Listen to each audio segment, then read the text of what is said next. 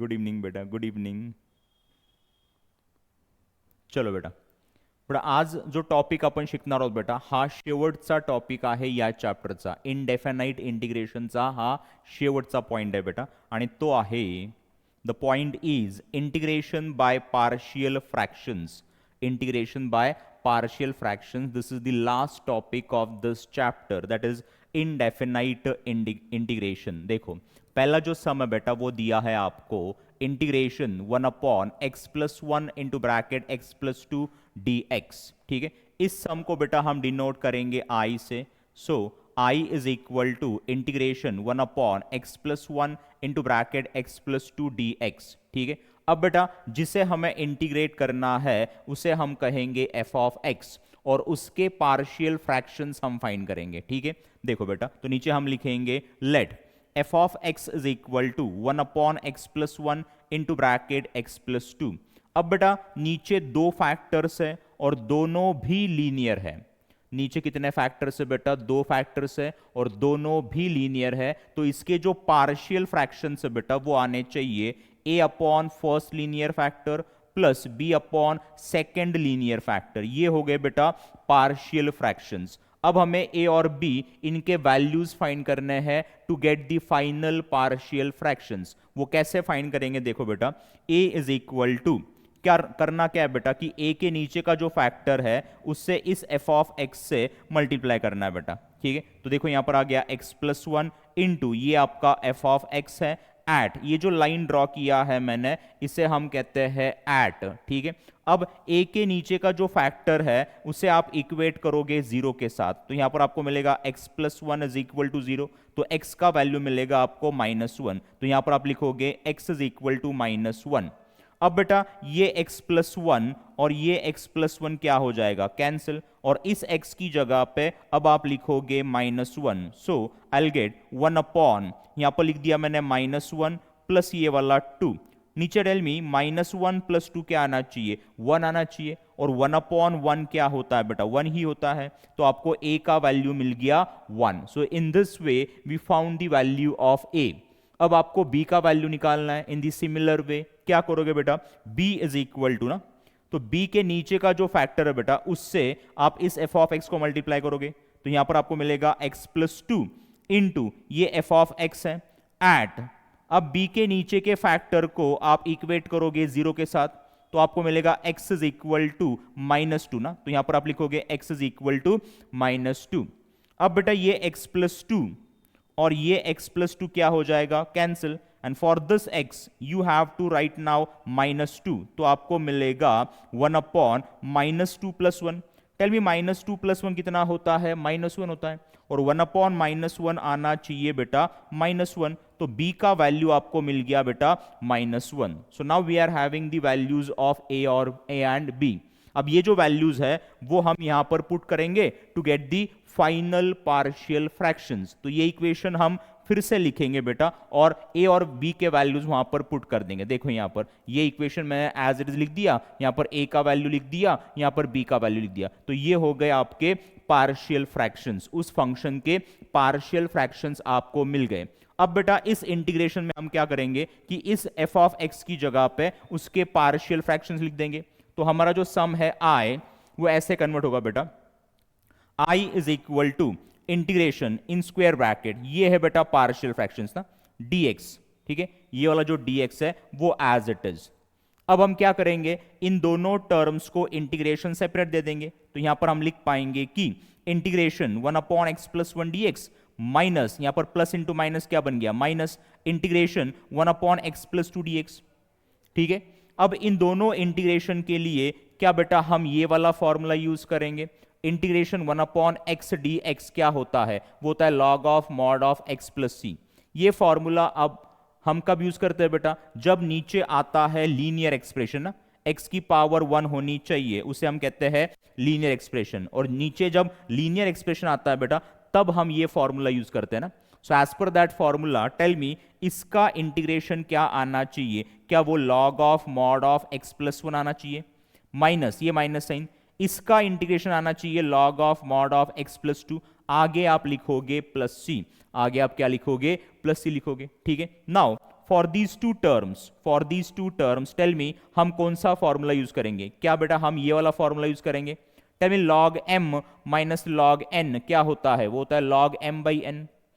So as per that formula इन दो terms के लिए हम लिख पाएंगे कि log of mod of x plus one upon x plus two ना प्लस सी, और ये होगा बेटा आपका फाइनल आंसर। ये क्या होगा? आपका फाइनल आंसर होगा। क्या बेटा ये सम आपको समझ में आ गया? अगर आ गया होगा तो right yes in the chat section.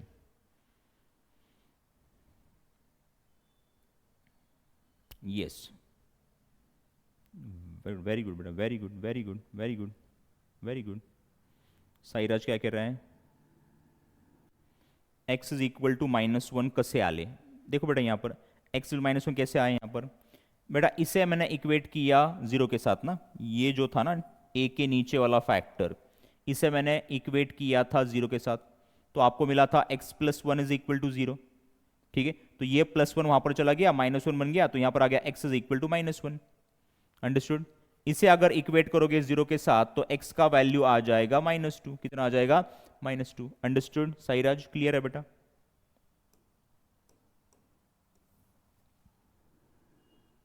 Okay okay बेटा, very good very good very good. चले आगे, चलो बेटा।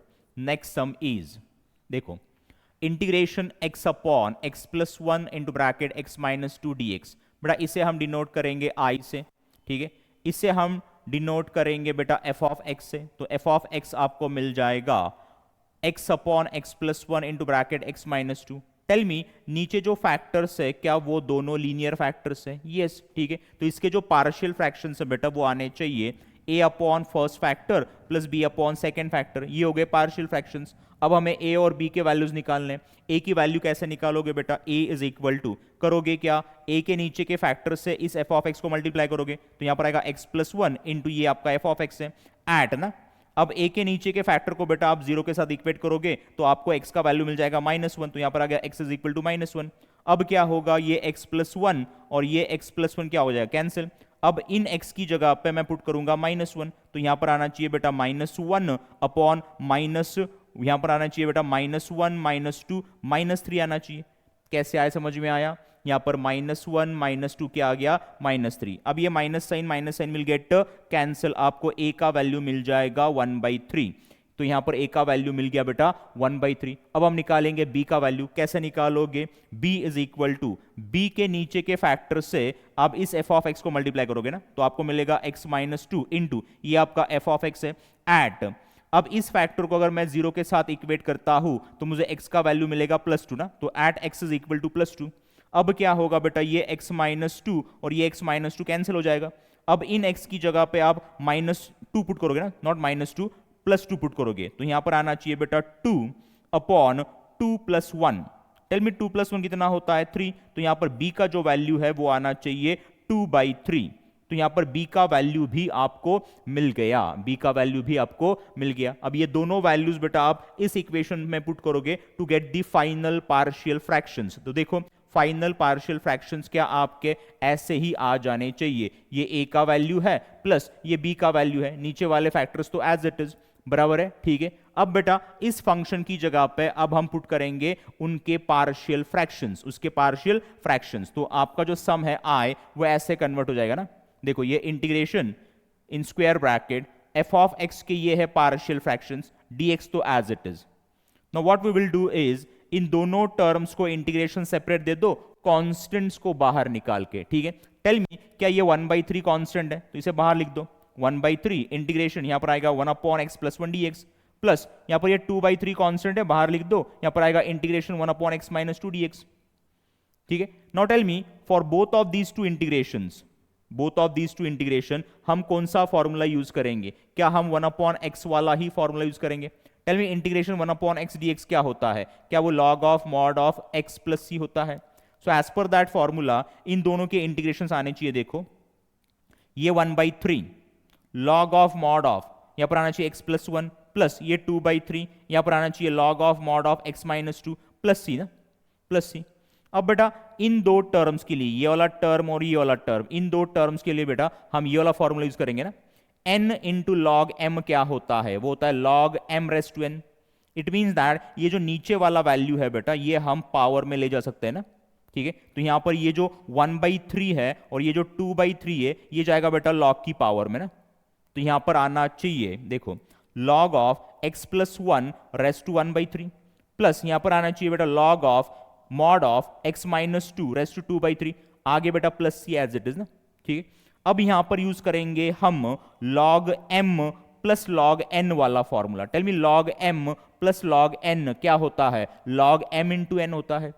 सो as per that formula tell me in दो टर्म्स के लिए हम क्या लिख पाएंगे? क्या बेटा हम log of mod of x plus 1 raise to 1/3 into x minus 2 raise to 2/3 लिखेंगे, आगे लिखेंगे प्लस सी, और ये होगा बेटा आपका फाइनल आंसर। ये क्या होना चाहिए? आपका फाइनल आंसर होना चाहिए। क्या ये सम आपको समझ में आ गया?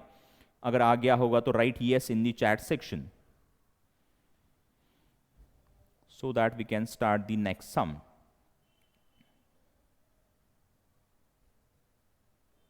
आ गया बेटा समझ में? Any doubt, any question?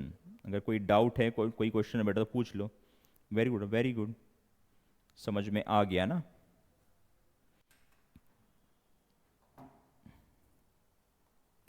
अगर कोई डाउट आता है बेटा तो पूछो।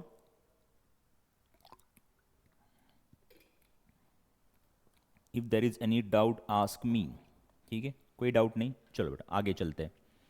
चलो now next sum is evaluate integration 2x plus 1 upon x plus 1 into bracket 2x minus 1 dx, ठीक है। इसे बेटा डिनोट करो i से, ठीक है। और ये जो फंक्शन है अंदर वाला इसे आप डिनोट करोगे f ऑफ x, है ना। सो f ऑफ x आपको मिल गया 2x plus 1 upon x plus 1 into bracket 2x minus 1। Tell me नीचे कितने फैक्टर्स है? 2 फैक्टर्स है और दोनों भी लीनियर है, ठीक है। तो इसके जो पार्शियल फ्रैक्शंस है वो आने चाहिए a upon first linear factor plus b upon second linear factor. ये बन गए बेटा पार्शियल फ्रैक्शंस। अब बस आपको a और b के वैल्यूज निकालने। कैसे निकालोगे? a इज इक्वल टू करोगे क्या बेटा? a के नीचे का जो फैक्टर है इस फैक्टर से इस f ऑफ x को मल्टीप्लाई करोगे ना। तो यहां पर आना चाहिए x प्लस 1 इंटू ये आपका f ऑफ x है एट, ये जो लाइन है इसे हम क्या कहते हैं? एट कहते हैं। अब अगर मैं a के नीचे के फैक्टर को 0 के साथ इक्वेट करता हूं तो मुझे मिलेगा x इज इक्वल टू -1 ना। तो यहां पर लिखूंगा मैं at x is equal to -1। अब क्या होगा? ये x प्लस 1 और ये x प्लस 1 कैंसिल हो जाएगा और इन x की जगह पे मुझे पुट करना पड़ेगा -1। तो यहां पर आ जाएगा 2 इंटू ब्रैकेट -1 प्लस 1, नीचे आएगा 2 इंटू ब्रैकेट -1 बराबर है। तो यहां पर आएगा -2 प्लस 1, -2 प्लस 1 कितना होता है बेटा? -1 होता है, ये आपको पता है। यहां पर आएगा -2 -1 -3। अब minus minus will get cancel और a का जो वैल्यू है वो मिल जाएगा आपको 1/3। तो यहां पर a का जो वैल्यू है वो आ गया 1/3। अब आपको निकालना है b का वैल्यू। कैसे निकालोगे बेटा? Tell me. हम क्या करेंगे? b के नीचे का जो फैक्टर है उससे इस f ऑफ x को बेटा हम मल्टीप्लाई करेंगे। ये आपका f ऑफ x है एट। अब अगर मैं इस फैक्टर को 0 के साथ इक्वेट करता हूं तो यहां पर मुझे मिल गया 2x minus 1 is equal to 0। -1 वहां पर चला गया, +1 बन गया, 2 नीचे आ गया, तो x क्या आएगा? 1/2 आ जाएगा। So at x is equal to 1/2।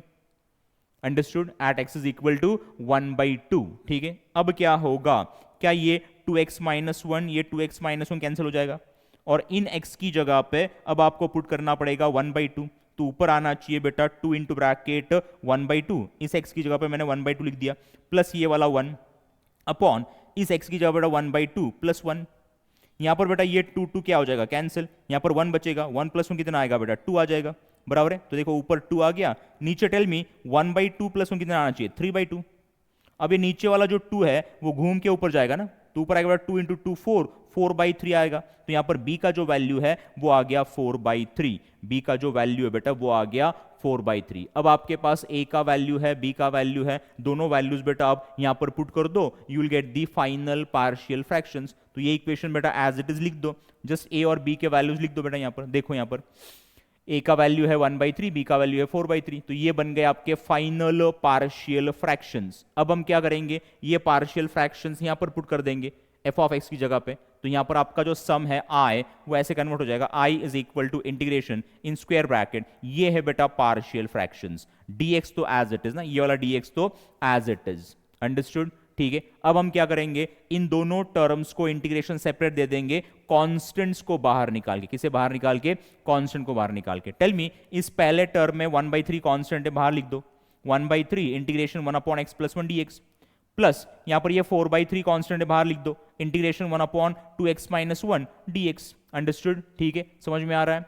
Now ये 1/3, देखो ये 1/3 tell me for this integration क्या फिर से हम यही फॉर्मूला यूज करेंगे? So as per this formula इसका जो इंटीग्रेशन है क्या वो log of mod of x+1 आना चाहिए? यस, प्लस ये 4/3। यहां पर बेटा नीचे जो एक्सप्रेशन वो भी लीनियर ही है, तो इसके लिए भी हम यही फॉर्मूला यूज करेंगे। बट टेल मी, यहां पर जो x का कोइफिशिएंट है वो क्या है? अदर देन 1 है। तो अगर x का कोइफिशिएंट अदर देन 1 आता है तो क्या उसे हम नीचे लिखते हैं? यस। तो यहां पर इसका जो इंटीग्रेशन बेटा वो आना चाहिए log of mod of 2x-1 into करोगे आप 1 अपॉन कोइफिशिएंट ऑफ x। यहां पर x का जो कोइफिशिएंट है वो कितना है? 2 है, तो यहां पर नीचे 2 आ जाएगा। आगे आप लिखोगे +c। क्या लिखोगे आप? आगे +c लिखोगे। अंडरस्टूड? ठीक है, ओके। नाउ देखो यहां पर ये टर्म तो यहां पर एज इट लिख दिया मैंने, ये टर्म तो यहां पर एज इट इज, प्लस यहां पर बेटा 2 1 जा 2 2 जा 4 आ जाएगा ना। देखो यहां पर बेटा 2 1 जा 2 2 जा 4 आ जाएगा, तो यहां पर आना चाहिए बेटा 2/3। देखो ये 2/3 आ गया, बराबर है 2/3 log of mod of 2x-1, आगे लिखोगे +c। अब क्या करोगे, ये 1/3 पावर में जाएगा, ये 2/3 पावर में जाएगा, तो आपको बेटा ऐसे मिलेगा ना। देखो यहां पर 1/3 पावर में चला गया और 2/3 भी पावर में चला गया, आगे +c। Now tell me for these two terms हम कौन सा फॉर्मूला यूज करेंगे? क्या हम log m plus log n वाला फॉर्मूला यूज करेंगे? Tell me log m plus log n क्या होता है? क्या वो log m इंटू n होता है? Yes. So as per that formula tell me आपका फाइनल आंसर क्या आना चाहिए? क्या वो log of mod of x+1 raised to 1/3 into bracket 2x-1 bracket raised to 2/3 mod complete plus c आना चाहिए। ये होगा बेटा आपका फाइनल आंसर। क्या बेटा ये भी सम आपको समझ में आ गया? अगर आ गया होगा तो right yes in the chat section.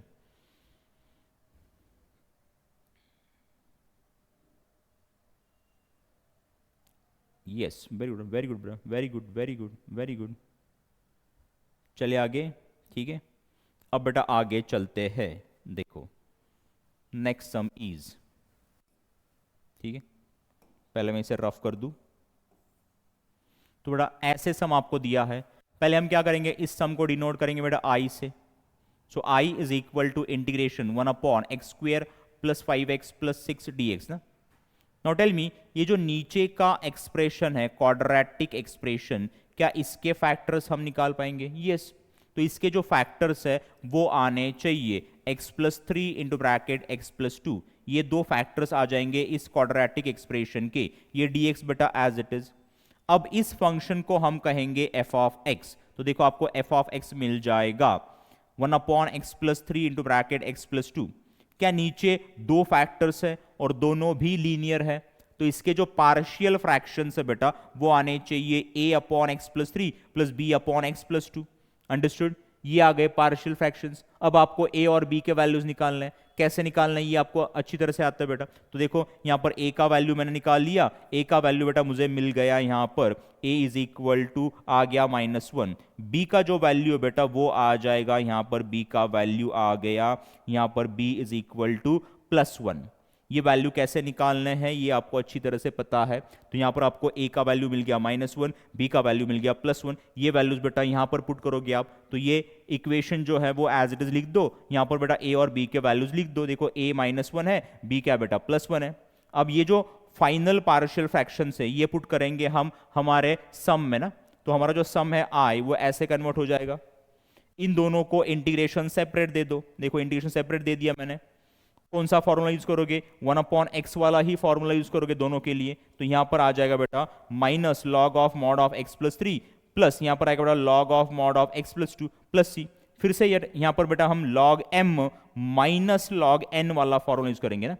Tell me log m minus log n क्या होता है? क्या बेटा वो log m/n होता है। So as per this formula tell me in दो टर्म्स के लिए हम क्या लिख पाएंगे? क्या बेटा हम यहां पर log of mod of x+2 ऊपर आएगा ना, बिकॉज x+2 के साथ प्लस साइन है, अपॉन आएगा x+3 प्लस c, और ये होगा आपका फाइनल आंसर। क्या होगा ये?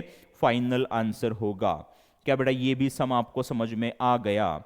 अगर आ गया होगा तो right yes in the chat section. Yes sir, very good बेटा, very good very good very good. चलिए आगे, चलो देखो, integration 1/x+1 into bracket x+2 into bracket x+3 dx, ठीक है। इसे डिनोट करो बेटा i से। जिसे हमें इंटीग्रेट करना है वो आपका f(x) होता है, ये आपको पता है, तो ये अपन आपको f(x) मिल गया। नीचे बेटा 3 फैक्टर्स है, तीनों भी लीनियर फैक्टर्स है, बराबर है। तो इनके जो पार्शियल फ्रैक्शंस है वो आने चाहिए a/x+1 plus b/x+2 plus c/x+3, ऐसे आने चाहिए पार्शियल फ्रैक्शंस। क्या आने चाहिए? Partial fractions. अब आपको a, b और c इनके वैल्यूज निकालने। कैसे निकालोगे? सेम मेथड अप्लाई करो, ठीक है। a इज इक्वल टू, करोगे क्या, a के नीचे का जो फैक्टर है उससे बेटा इस f(x) को मल्टीप्लाई कर दो, तो आपको मिलेगा x+1 into 1/x+1 into bracket x+2 into bracket x+3 at, ये जो लाइन है बेटा इसे हम कहते हैं एट।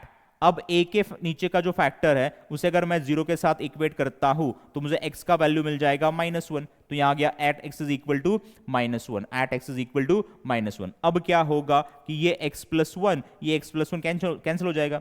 अब इन x की जगह पे बेटा -1 लिख दो, तो आपको मिलेगा 1/, यहां पर आएगा -1 + 2 और यहां पर आएगा -1 + 3।